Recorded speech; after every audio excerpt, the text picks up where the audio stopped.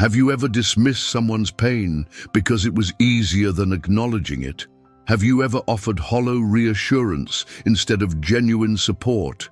It's just a sentence, 5 words spoken carelessly on an autumn evening that have become the heaviest burden I'll ever carry. But since that night, those words haunt me in every quiet moment, in every dream, in every reflection. My name is Jacob, I'm 27, and this begins on an ordinary Tuesday in October, the kind of evening when the air turns crisp, when golden leaves scatter across sidewalks, when life feels simultaneously melancholy and beautiful, the kind of night that should have been unremarkable, the kind you'd never imagine would become the dividing line of your existence. Mia and I had been best friends since freshman year of college. 8 years of shared history, late-night study sessions, road trips to nowhere, countless inside jokes, and a bond that everyone around us envied. We weren't romantic, though people often assumed we were. Just 2 souls who recognized something in each other, who understood each other in ways no one else seemed to. Or at least, I thought I understood her. That Tuesday, we were supposed to meet for our weekly coffee at Riverside Cafe, the little place halfway between her apartment and mine. A tradition we'd maintained for years, even as our lives grew busier and more complicated. But I was running late.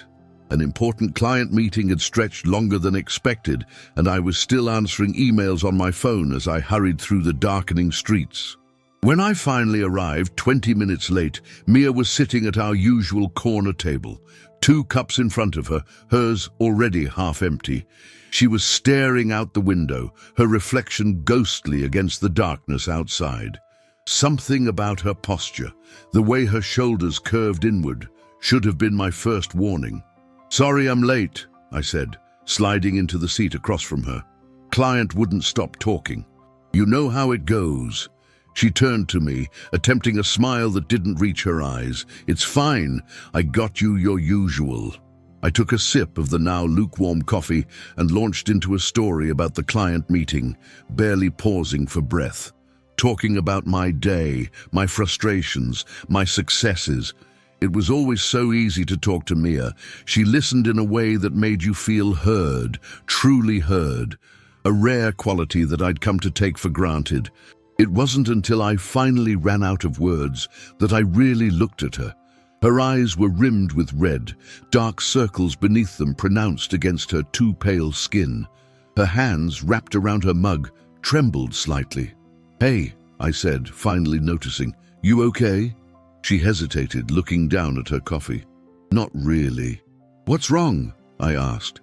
But even as the question left my mouth, I was checking the time on my phone. I had dinner plans with my girlfriend at 8. It was already past 7.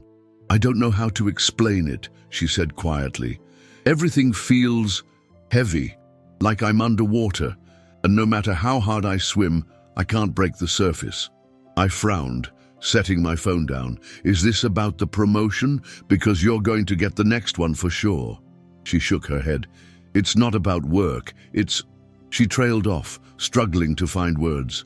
"I've been feeling this way for months, like I'm disappearing a little more each day, like nothing matters anymore."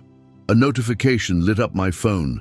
Lauren, my girlfriend, asking if we were still on for dinner. I quickly typed, "On my way soon," before returning my attention to Mia.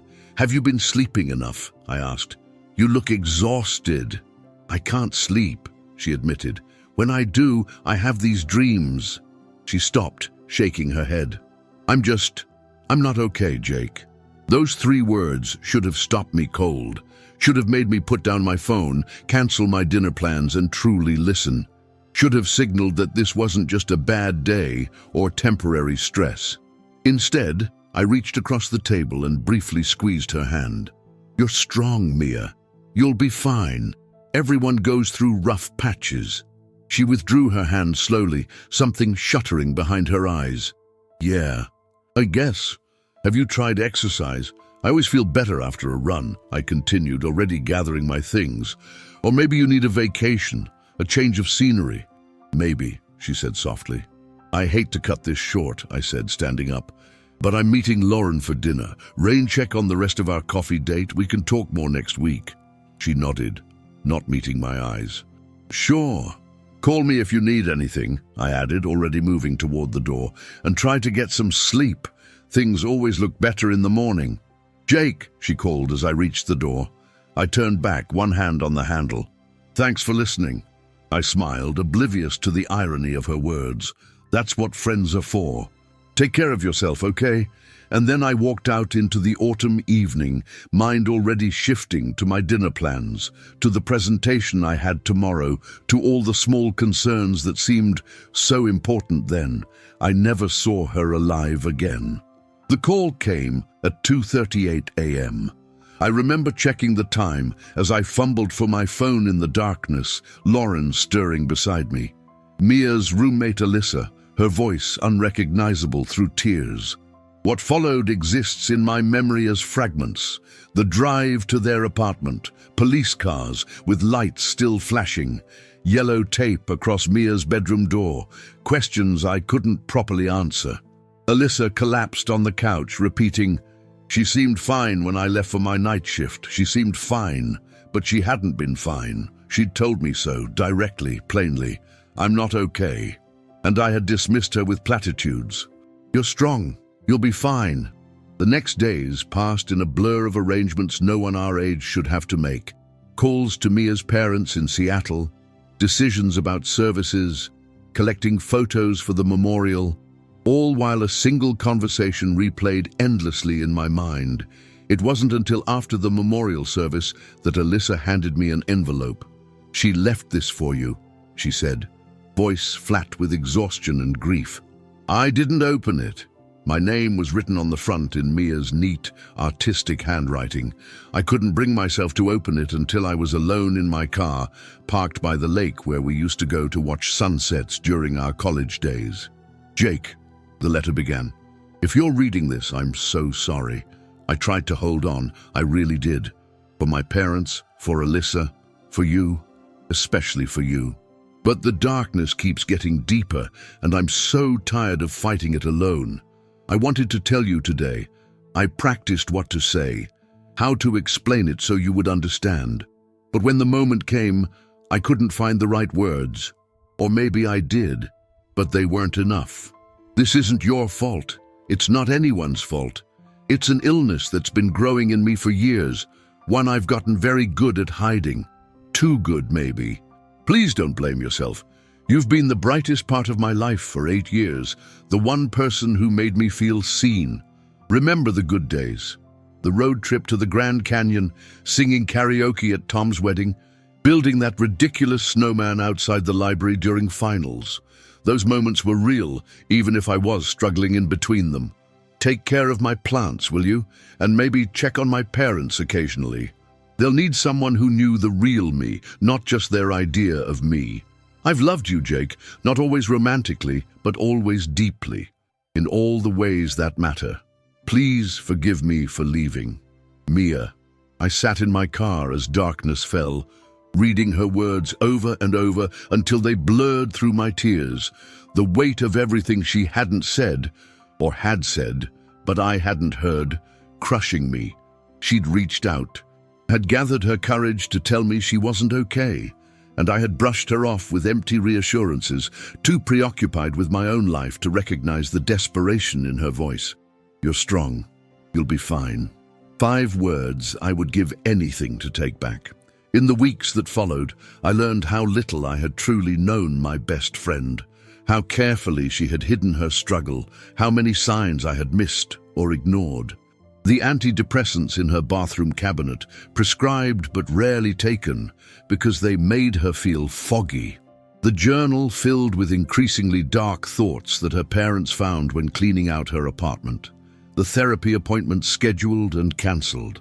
I learned that the underwater feeling she described that night wasn't new. It had been her reality for months, possibly years. That while I saw her as the strong, supportive one, she had been drowning in plain sight, and on the one night she had explicitly reached for help, I had essentially told her to swim harder. A month after the memorial, I visited Mia's parents at their hotel during their final trip to settle her affairs. Her mother sat across from me, eyes hollow with grief, yet somehow still kind. "She talked about you all the time," she said, turning Mia's college ring in her fingers. "You were so important to her." I couldn't meet her gaze. I should have seen it. Should have done something. "We all feel that way," her father said from his position by the window. "All of us who loved her are asking the same questions." "But she told me," I admitted, the words burning my throat, "that last night. She said she wasn't okay and My voice broke. I told her she was strong, that she'd be fine. I expected anger, blame, the condemnation I deserved. Instead, Mia's mother reached across and took my hand. "She was good at deflecting concern," she said gently, "even as a child. Always 'I'm fine,' and a smile to convince you.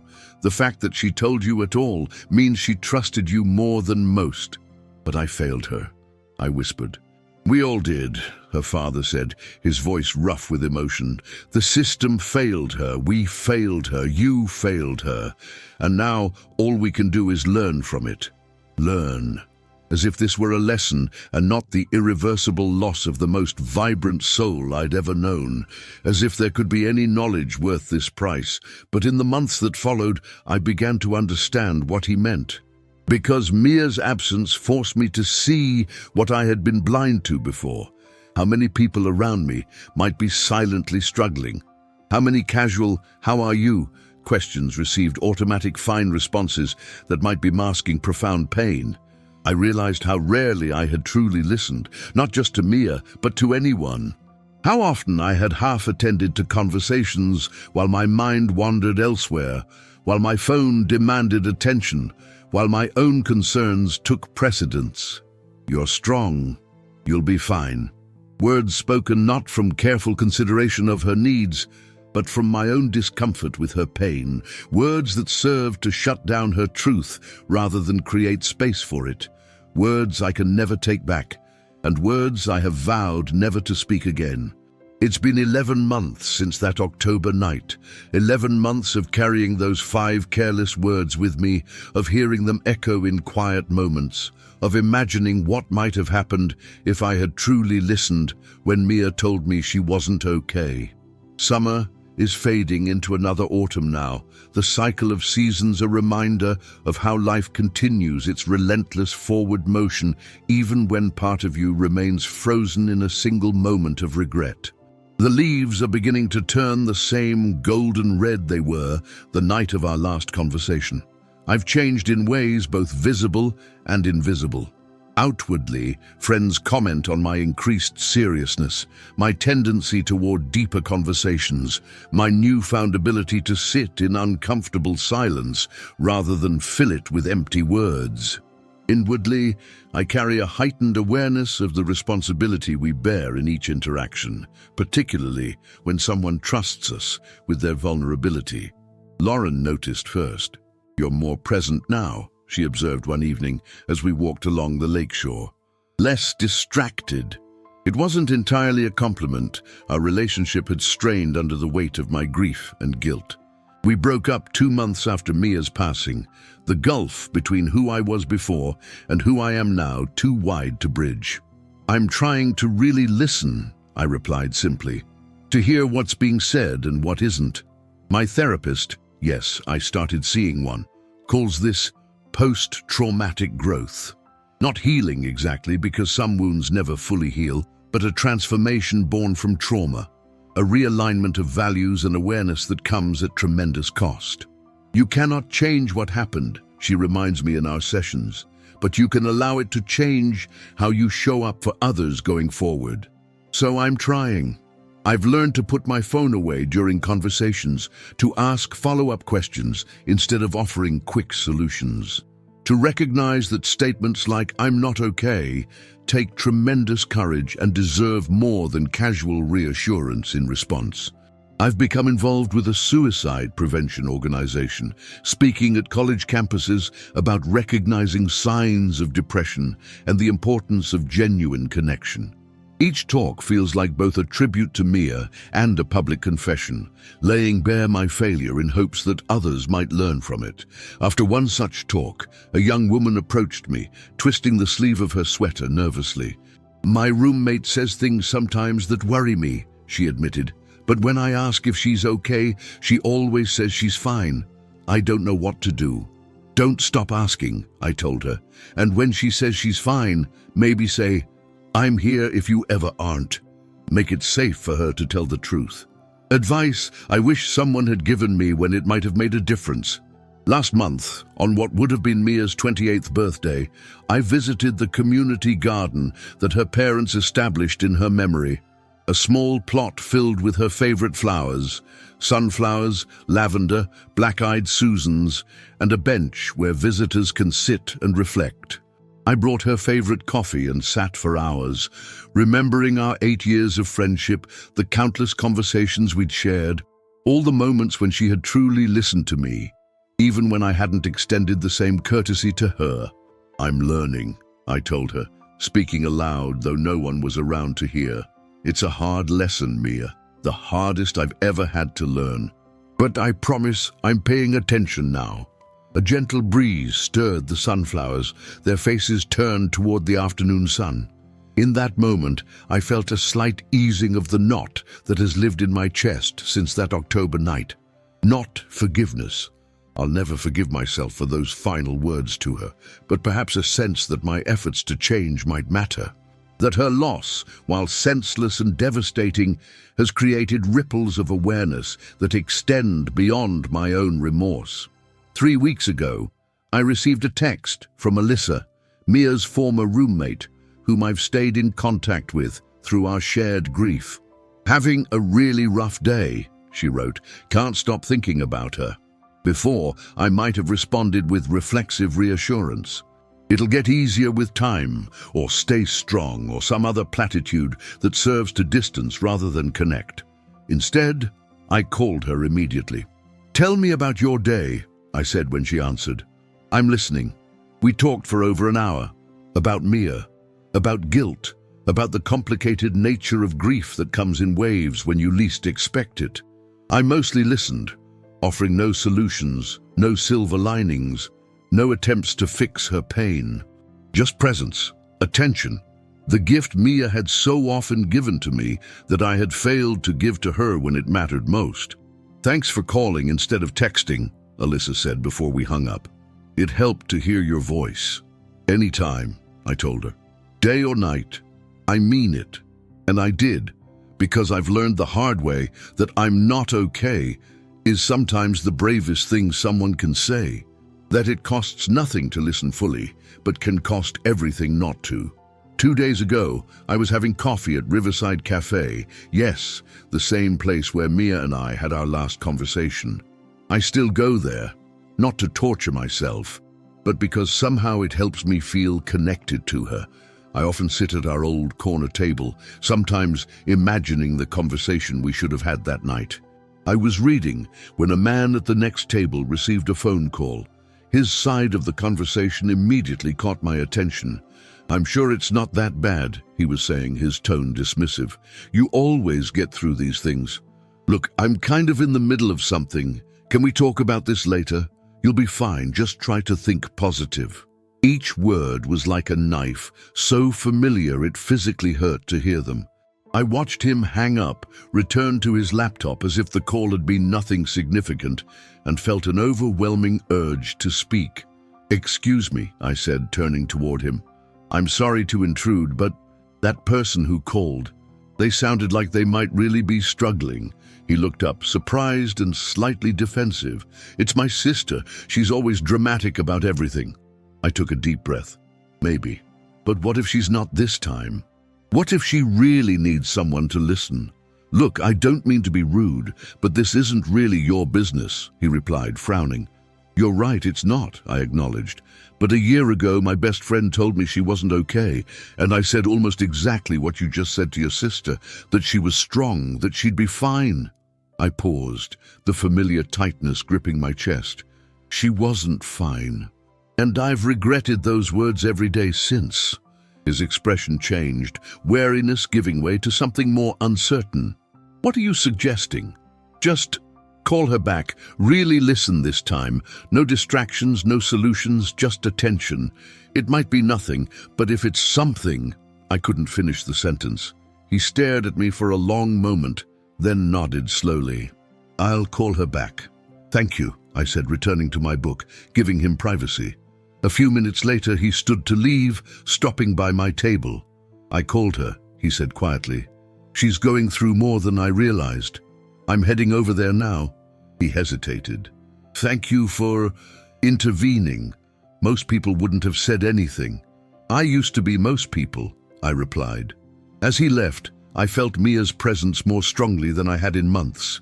Not with the crushing weight of guilt that had become so familiar, but with a bittersweet recognition that her story, our story, continues to ripple outward in ways I can't always see. I won't ever forgive myself for those final words to her, for the casual dismissal of her pain, for the opportunity lost that can never be reclaimed. That's a weight I'll carry for the rest of my life. But maybe, in learning to truly listen now, in sharing our story so others might recognize what I failed to see, there's a kind of atonement, not redemption. Nothing could redeem that failure, but a way of honoring what Mia taught me, even in her absence. The truth is, we never know when a conversation might be our last with someone. We never know when "how are you" might be answered with rare, vulnerable honesty instead of the expected "fine." We never know when someone is gathering all their courage to say, "I'm not okay." But we can choose how we respond in those moments. We can offer the gift of our full attention, our presence, our willingness to sit with someone's pain instead of trying to minimize it with empty reassurances. If Mia's story and my devastating mistake can teach anything, let it be this. When someone trusts you enough to show you their darkness, don't immediately try to convince them of light. Don't tell them they're strong when they're telling you they're drowning. Don't promise fine when they're telling you they're not. Just listen, fully, completely, without judgment or agenda or discomfort. Listen, as if that conversation might be your last chance to hear them. Because sometimes it is. I'll never forgive myself for failing Mia when she needed me most, for offering shallow platitudes instead of meaningful connection, for being too distracted by my own life to recognize the courage it took for her to say, "I'm not okay." But I can honor her memory by never making that mistake again, by being the kind of friend to others that she always was to me, fully present, deeply attentive, genuinely caring, by sharing our story in hopes that others might recognize what I missed. "You're strong, you'll be fine." 5 words that changed everything. 5 words I would give anything to take back. 5 words I'll never speak again. Because sometimes people aren't fine, no matter how strong they are. Sometimes they're drowning right in front of us. And sometimes all they need is for someone to sit with them in the water until help arrives, instead of shouting encouragement from the shore. If you take nothing else from our story, take this. When someone says they're not okay, believe them the first time. Put down your phone. Cancel your plans if you can. Listen, really listen to what they're telling you. It might be the most important conversation you ever have.